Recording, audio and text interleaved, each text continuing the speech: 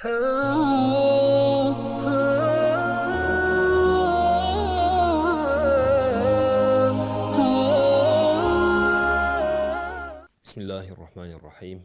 Alhamdulillah, wassalatu wassalamu ala rasulillah, wa ala alihi wa sahbihi wa mawala.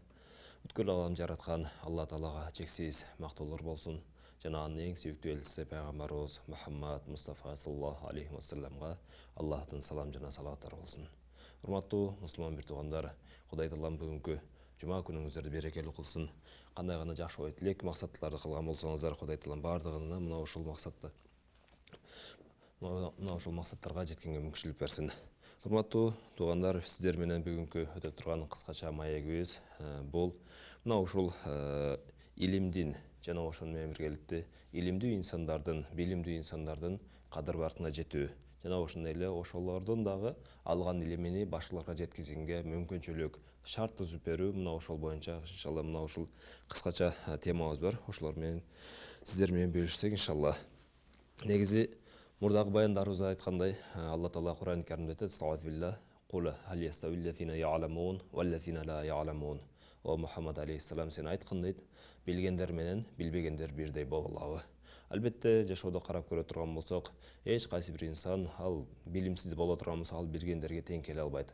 Ар бир учурда билимдүү инсандар, илимине амал кылган инсандар, мына ошолор дайыма алар бийик даражаларда болушат. Урматтуу бир туугандар, ошондуктан иншалла биз мына ушул илимди мурдагы сабактарыбызда дагы айтып өттүк эле. Мына ушул азыркы күндө көпчүлүк адамдар илим чөйрөсүнө бул дүйнөлүк илим, бул акыреттик илим деп туруп, кээ бирлер ошо акыреттик илим менен гана чектелип калып, кээ бирлер дүйнөлүк илим менен гана чектелип калып, бир жактан кемчиликтер болуп жатат да. Ошондуктан урматтуу бир туугандар, сиздерге дагы ушул баяныбыздын башында айтарыбыз, илим бул экиге бөлүнөт. Илим дагы ушул болгону дүйнөлүк акыреттик болуп бөлүнбөйт. Бул пайдалуу илим жана пайдасыз илим болуп бөлүнөт. Эгерде кайсыл бир инсан акыреттик илимди алып дагы ошол нерсеге амал кылып, ошол илимин башкаларга жеткире турган болсо, анын дүйнө акыретте дагы өтө сонун болот. Эгерде мына ошол эле шариаттык акыреттик илимди алып, бирок ал илимге амал кылбастан шайтан жолуна түшүп, өз каалаган, өзүнүн напсы каалоосу менен жүрө турган болсо, анда ал инсан дүйнөдө дагы кор болот, акыретте дагы кор болот. Урматтуу бир туугандар, ошондой эле кайсыл бир инсан мына ушул дүйнөлүк илимди алды. Дүйнөлүк илимди алып, мына ошол дүйнөлүк илимди бардык элдердин, өзүнүн мамлекеттин, элдин, жердин пайдасы үчүн колдонду.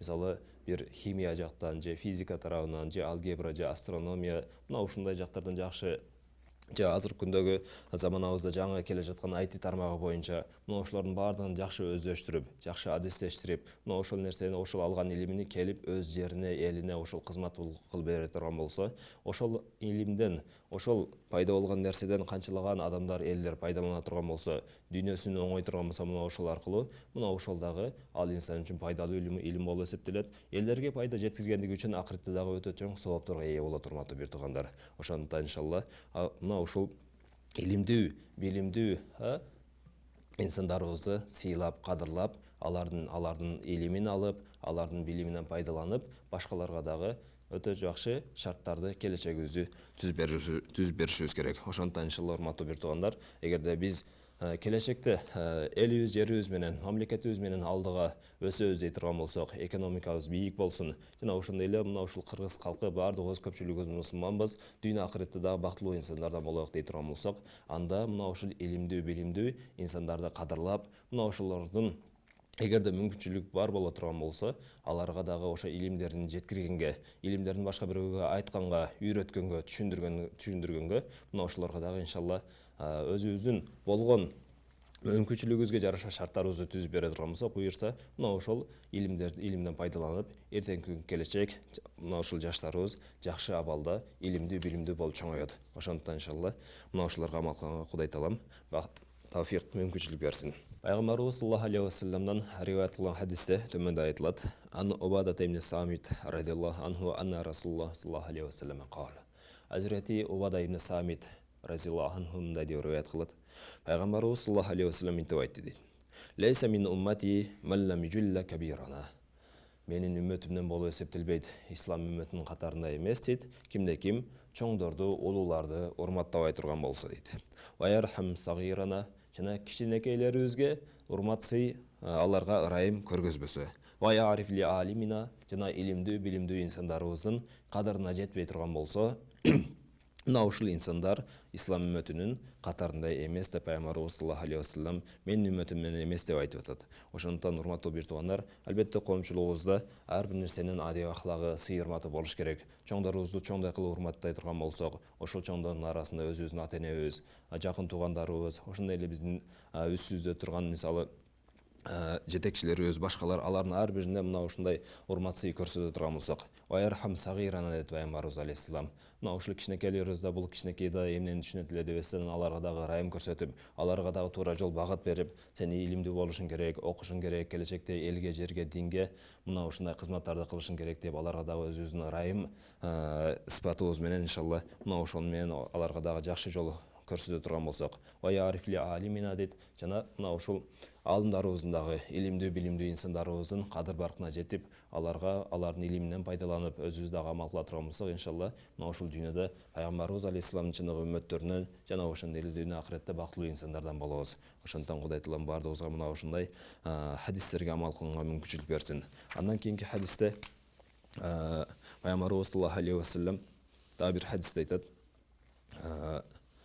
Бул хадис Азирети Абу Малик ал-Ашари разияллаху анху айтат: "Сами аннаху сами ан-набия саллаллаху алейхи вассалам якул." Ал айтат, пайгамбарыбыз саллаллаху алейхи вассаламдын минтип айтып жатканын уктум дейт. "Ла хафа ала уммати илля саласа хилалин." Мен үммөтүмдөн мына ушул үч нерсе келип калыштыгынан коркомун дейт. Үммөтүмө мына ушул үч нерсе келип калат. Ошол нерсенин болуп кетиштигинен коркомун дейт пайгамбарыбыз алейхиссалам. Биринчиси айюксара лахум минал мал фаятахасаду фаяктатилу дейт. Биринчиси менин үммөтүмдүн байлыгы ашып ташып кетип, баардыгы ошо байлыкка берилип ашып ташып кетип, фаятахасаду мына ошол байлыктын себебинен бири-бирине көрө албастык кылат дейт. Фаяктатилу мына ошол байлык үчүн бири-бирин өлтүрүп коет. Мына ушул нерседен мен үммөтүм үчүн кабатырдамын, мен үммөтүм үчүн кооптонуп атамын, коркуп атамын дейт пайгамбарыбыз алейхиссалам. Бул биринчиси. Экинчиси ва юфтаха лахумул китабу яхузухул муъмин яптаги ta'wila. Жана ушундай бир үммөтүмдөн ушундай бир адамдар пайда болуп калуусунан коркомун дейт. Ал мына ушундай Куран китепти алып туруп эле, ал өзү илимсиз, билимсиз, эч кайсы бир нерседен кабары жок эле Куран китебин алып туруп, ал кармаганда дагы мына ушул Курандагы кээ бир мына ушундай мааниси билинбеген кээ бир аяттар бар. Мисалы Ясин, Тоха, Алиф Лам Мим сыяктуу мына ушундай аяттар бар. Мына ушундай аяттардын эмне чечмелейм деп китепти колуна алат дейт. Ама я'ламу ta'wilahu illallah. Мына ошондо өз башынча чечмелейт, бирок анын ta'wilini, ал аяттардын чечмеленүүсүнү бир гана Алла Таала гана билет дейт. Варрасихуна фил илм якулуна аманна бихи куллу мин инди раббина. Ал эми илимге терең кирген инсандар, илимге сүңгүп кирген, илимдин мына ушундай бал каймагын татып көргөн, мына ушундай терең илимдүү инсандар айтат дейт. Бул аяттардын аяттарды бир гана Алла билет. Ошондуктан булардын баардыгы, бул аяттардын баардыгы Раббибиз Алла Таала тараптан экендигине болгону ыйман келтиребиз деп. Ома язаккару илля улул албаб. Мына ушул нерселерге акыл ээлеринин гана ушул нерсени эстейт.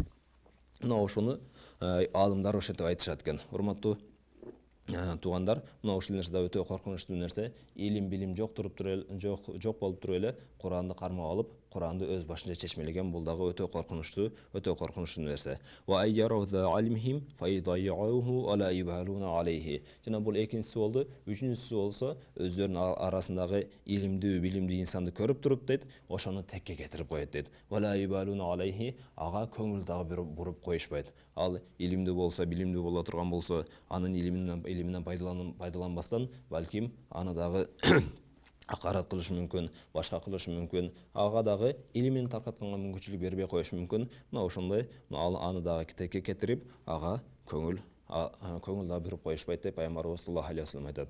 Демек, урматтуу бир туугандар, пайгамбарыбыз саллаллаху алейхи вассалам үммөтүмө мына ушул нерседен келип калышынан коркомун деп ушул үч нерсени айтып жатат, урматтуу бир туугандар. Ошондуктан мына ушул үч нерсенин дагы негизги илимини биле турган болсок, мына ошол нерседен жакшы жака пайдалана турган болсок, бул дагы биз үчүн өтө чоң бактылуулук болот. Дүйнөбүзгө дагы пайда, акыретибизге дагы пайда. Мына ушул үч нерсени дагы бир кайталап коелу. Пайгамбарыбыз алейхиссалам мына ушул үммөтүмө үч нерсени келип калуусунан коркомун дейт. Мына ушул үч нерсенин биринчиси үммөтүмө байлыгы өтө көп болуп кетип, бири-бирине көрө албастык кылып, анан байлыктын аркасынан бири-бирин өлтүрүп коет. Мына ушул нерседен коркомун. Экинчиси мына ушундай аларга ошондой Куран китептер ачылып, ал бир момун адам келип туруп, өз башынча эле илими жок, билими жок Куранды алып туруп, өз башынча чечмелейт дейт. Мына ушундай чечмеленип калыштыгынан, мына ушундай илимдүүлөргө кайрылбастан, билимдүүлөргө кайрылбастан, өз башынчалык кылгандан эмне кылам дейт. Ошондой болуп кетишинен коркомун. Үчүнчүсү, мына ушундай илимдүү, билимдүү инсандарды пайдаланыштын ордуга аларды кордоп, кемсинтип, жийиркип, башка кылып, мына ушундай текке кетириштигинен, көңүл бурбай коюштугунан Пайгамбарыбыз алейхисалам коркомун деп айтып жатат. Урматтуу бир туугандарым, кыргызда жакшы сөз бар, чымчык сойсо дагы касап сойсун дейт. Ошондуктан ар бир ишти өзүнүн адисине, өзүнүн ээсине тапшырыш керек. Бизде мына ушундай билген дагы, билбеген дагы мына ошо ар нерсеге колуну салып кете берет. Ал бул нерсе туура эмес. Ошондуктан мына ушул ар бир нерсени ким кайсы тармакта боло турган болсо, мына ошол тармакты мына ошол өз ээсине бере турган болсок, иншалла мына ошол тармак өтө өркүндөп өрчөйт. Эгерде кайсы бир адам бир курулуш тармагын билбесе деле, аны курулуштан такыр кабары жок инсан деле алып келип туруп, мына ушундай анын үстүнө башчы кылып, жетекчи кылып коюп кое турган болсо, анда ал курулуш өспөй калышы мүмкүн. Же болбосо ал жер мына ушундай имарат начар, туура эмес курулуп калышы мүмкүн. Эгерде биз кайсы бир тармакта, кайсы бир жакта эгерде ийгиликке жетем дей турган болсок, мына ошол тармактын адистерине, мына ошол тармактын илимини, билимин алган инсандарын алып келип ошол жака коелу. Иншалла мына ошондо өтө чоң ийгиликтер болот. Жараткан Аллах Таалам бардыгыбызга өзүбүздүн илимдүү, билимдүү инсандарыбызды урматтап, сыйлап, алардын илиминен, билиминен пайдаланганга мүмкүнчүлүк берсин. Андан кийинки мына ушул илим алгандан кийин башкаларга үйрөтүү дагы зарыл.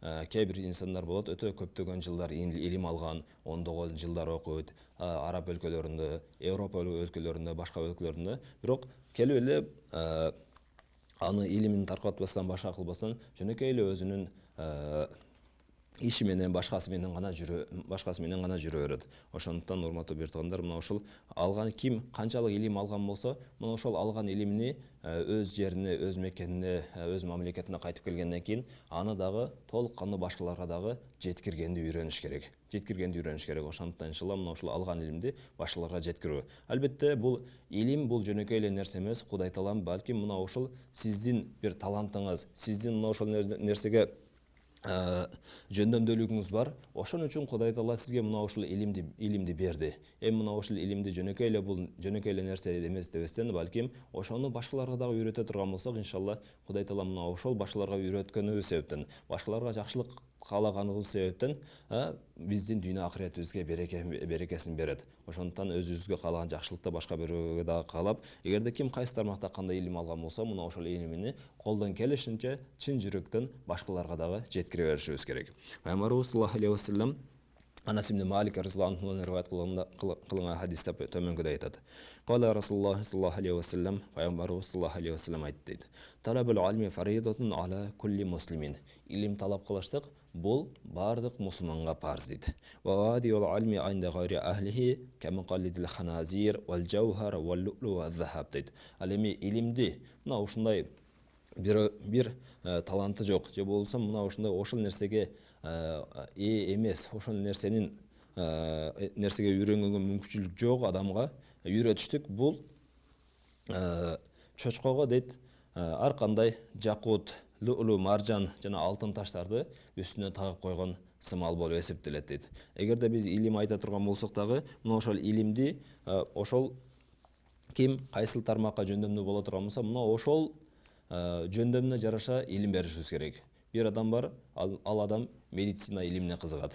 Бирок кызыкканына карабастан эле аны архитектуралык илимге же болбосо IT тармагына башка тармакка жибере турган болсо, анда ал кызыгып окуй албай калышы мүмкүн. Ошондуктан иншалла урматтуу бир туугандар, баягы кыргызда дагы жакшы сөз бар. Сууну ошол сиңе турган жерге сепкин дейт. Ошондой эле илимди дагы өзүнүн ордунда, өзүнүн жайында, мына ушундай өзүнүн уга турган адамдарына айта турган болсок, иншалла ошондо айткан илимибиз дагы текке кетпейт, ошондо уккан адамдардын дагы убактысы текке кетпейт. Мына ошондо дүйнө ал эки тарапка тең өтө чоң пайда. Мына ошол пайданын себебинен илим өркүндөп өрчүйт. Илим качан өркүндөп өрчүйт, качан илим мына ушул практика жүзүнө келгенде, адамдын көзүнө көргүзө турган болгондо. Мисалы бир нерсенин илиминин теориялык илимин алды, бирок практика жүзүнө ашырып элек. Ал илим бардык эле адамдарда болушу мүмкүн. Бирок кайсыл бир инсан мына ошол нерсенин илимин үйрөнүп, практика жүзүндө адамдарга көрсөтө турган болсо, мына ошол илимдин өркүндөп өскөнү болуп эсептелет, урматтуу бир туугандар. Ошондуктан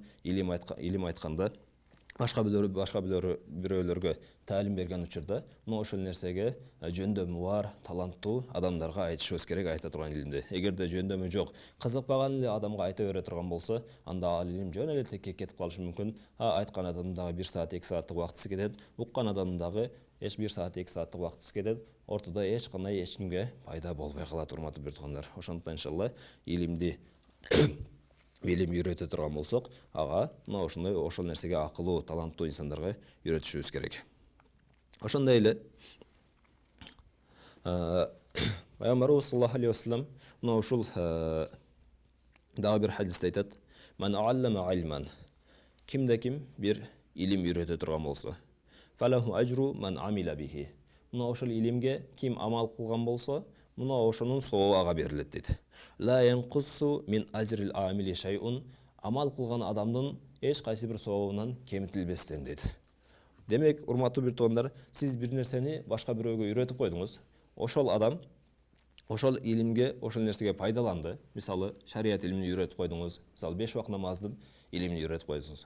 Мындай кылып окуйсуң, мындай кылып окуйсуң, мындай кылып рүкүгө барасың, саждага барасың. Же болбосо башка бир кесиптик илимдер, мисалы. Ага бир инсанга сиз жөнөкөй мындай айта турган болсок, ага жакшы бир компьютердик адистикти үйрөтүп койдуңуз. Же болбосо курулуш тармагында болсо анда ширетүү жагын үйрөтүп койдуңуз, же башка бир нерселерди үйрөтүп койдуңуз. Мына ошол адам ошонун менен алектенип намаз окуйм деген адам мына ошол 5 убак намазын тургузуп кеткен болсо, мына ошол сиз айткан нерсенин себебинен башкаларга дагы үйрөткөн болсо, ошондой эле жанагы адамдарга дагы илим үйрөттүңүз, эле курулуш иштерин үйрөттүңүз, же болбосо башка бир нерселерди үйрөттүңүз, ошол нерселерге пайдаланып, амал кылып, ошону менен үй бүлө бала чакасын бага турган болсо, иншалла, амал кылгандыгы үчүн, үйрөткөндүгүңүз үчүн сизге дагы мына ошого канча сооп жазылган болсо, анын сообу сизге дагы 100/100 жазылып турат, урматтуу бир тууган. Ошондуктан иншалла биз болгон илимибизди, өзүбүздө болгон нерсени башка бирөөлөргө үйрөтүүдөн эч качан бакылдык, сараңдык кылбайлы. Качан биз илимибиз таралат, качан мына ошондой үйрөнөм деген адамдарга илимди айта берсек, иншалла мына ошондо айткан адамдын дагы илими өрчүйт, жана ошону эле уккан адамга дагы өтө чоң пайда болот. Ошондуктан иншалла билген нерсени башка бирөөгө үйрөтүүдөн эч качан тартынбаш керек. Дагы бир хадисте Пайгамбарыбыз саллаллаху алейхи вассалам айтат: "Лабабун минал илми ятаалламуху". Бул хадис Hazreti Abu Zar жана Абу Хурайра радhiyallahu anhu риваят кылынат экен. Ал экөө айтат: "Лабабун минал илми ятаалламуху ражул ахаббу иlayya min alf rak'atin tatawwu'an". Илимден бир кишинин илимден бир бап үйрөнүштүгү дейт. Бул мен үчүн 1000 рекет нафил намазды өз ыктыяры менен 1000 рекет нафил намаз окугандан дагы жакшыраак, сүйкүмдүүрөөк дейт Пайгамбарыбыз деп айткан. Кала Расулуллах саллаллаху алейхи вассалам. Ал экөө айтат, Пайгамбарыбыз саллаллаху алейхи вассалам айтты дейт: "Иза жаа ал-маут ли талибил илм ва хуа ала хазихил хала мата ва хуа шахид". Кимде ким илим талап кылып жүргөн абалда ага өлүм келе турган болсо, ал шейит болгон абалда дүйнөдөн кайтат деп Пайгамбарыбыз алейхиссалам айтат. Демек, илим алып жаткан учурда, урматтуу туугандар, эгерде илимди мына ошол чын жүрөктөн ала турган болсок, мына ошол алган билим менен элиме, жериме пайдам тийсин. Мына ошол алган билим менен эмне Кудайдын ыраазылыгына жетейин, дүйнө акыретте бактылуу болоюн деген чын жүрөктөн ниет кылат деп кылсак, иншалла, мына ошол илим алып жаткан учурда кайсы бир инсанга өлүм келе турган болсо, ал инсан шейит болгон абалда дүйнөдөн кайтат дейт Пайгамбарыбыз алейхиссалам. Демек, бул илим бул жөнөкөй эле нерсе эмес. Китеп бул жөнөкөй эле мындай текчеде коюп кое турган нерсе эмес. Куран бул үйгө мындай асып кое турган нерсе эмес, урматтуу бир туугандар. Кандай гана китеп болбосун, ал китеп жөнөкөй текчеге коюштуу үчүн, же болбосо шкафка коюштуу үчүн, же үйдүн дубалына илип коюштугу үчүн чыгарылган эмес. Бул китеп, бул окула турган нерсе, аны бир гана окуш керек, урматтуу бир туугандар. Бир гана окуш керек. Ошондуктан иншалла мына ошол өзүбүздүн китебибизге жана ошондой эле илимдин аспаптарына дагы урмат-сый кылганда баардыгыбыз үйрөнүшүбүз керек. Дагы бир хадисте айтат: бул Абу Зар радhiyallahu anhu риваят кылынат экен. Ибн Мажанын риваятында ушундай лафз менен дейт: "Я Абу Зар, ла ан тагдуа фатааллама аятан мин китабилlah хайрун лака мин ан тусаллия мията рака. Пайғамбарымыз саллаллаху алейхи уассалам ментіп айтты дейді: о абызар, сен ерте менен барып Құрандан Алланың кітабынан бір аят үйрене тұрған болсаң дейді, ал сен үшін 100 рекет намаз оқығандан абзелірек, жақсы деп Пайғамбарымыз саллаллаху алейхи уассалам айтты. Вала ан тагдуа фатааллама бабан минал алим. Ерте менен барып илимден бір бап үйрене тұрған болсаң, омила бихи аулам яамал. Ошол илимге амал кылсаң дагы, кылбасаң дагы айырмасы жок. Болгону үйрөнүп гана койдуң.